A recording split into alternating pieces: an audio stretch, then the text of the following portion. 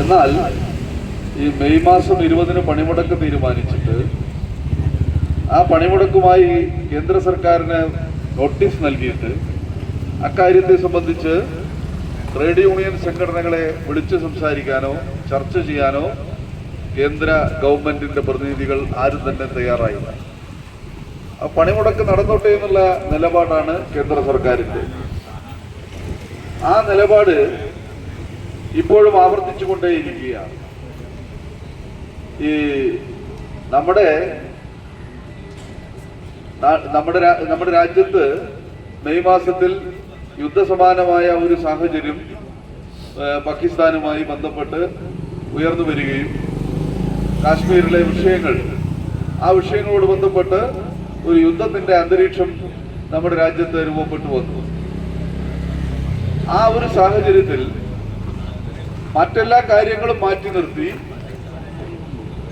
ഈ കേന്ദ്ര സർക്കാരിന് നമുക്കുള്ള എല്ലാ അഭിപ്രായ വ്യത്യാസങ്ങളും നിലനിൽക്കെ തന്നെ കേന്ദ്ര സർക്കാരിന് എല്ലാ നിലയിലുമുള്ള പിന്തുണ പ്രഖ്യാപിക്കുന്ന നിലപാടാണ് ഈ ഐക്യ ട്രേഡ് യൂണിയൻ ആകെ ചെയ്തത്.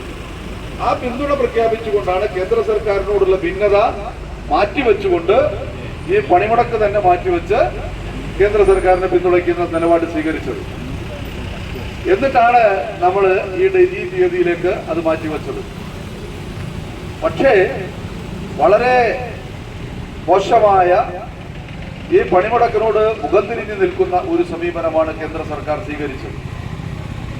4 ലേബർ കോഡുകൾ പിൻവലിക്കുക, വിലക്കയറ്റം തടയാൻ ആവശ്യമായ കാര്യങ്ങൾ സ്വീകരിക്കുക, നടപടിയെടുക്കുക, സ്വകാര്യവൽക്കരണം അവസാനിപ്പിക്കുക, മിനിമം വേതനം 26,000 രൂപയാക്കുക എന്ന് തുടങ്ങി കരാർ ജോലിക്ക് തുല്യവേതനം നടപ്പാക്കുക, കരാർവൽക്കരണ പരിപാടി അവസാനിപ്പിക്കുക, ഇതിങ്ങനെ തുടങ്ങി 17 ഡിമാൻഡുകൾ നാനാ മേഖലയില് കാർഷിക മേഖലയിലെ കൃഷിക്കാരുമായി കാർഷിക സമരത്തിലുണ്ടാക്കിയ ഒത്തുതീർപ്പുകൾ നടപ്പിലാക്കുക എന്ന് തുടങ്ങി മേഖലയിലെ വിഷയങ്ങൾ ഏറ്റെടുത്തുകൊണ്ടാണ് ഈ പണിമുടക്ക് പ്രഖ്യാപിച്ചിട്ടുള്ളത്. പക്ഷേ കേന്ദ്ര സർക്കാരിന്റെ ജനവിരുദ്ധ നയങ്ങൾ,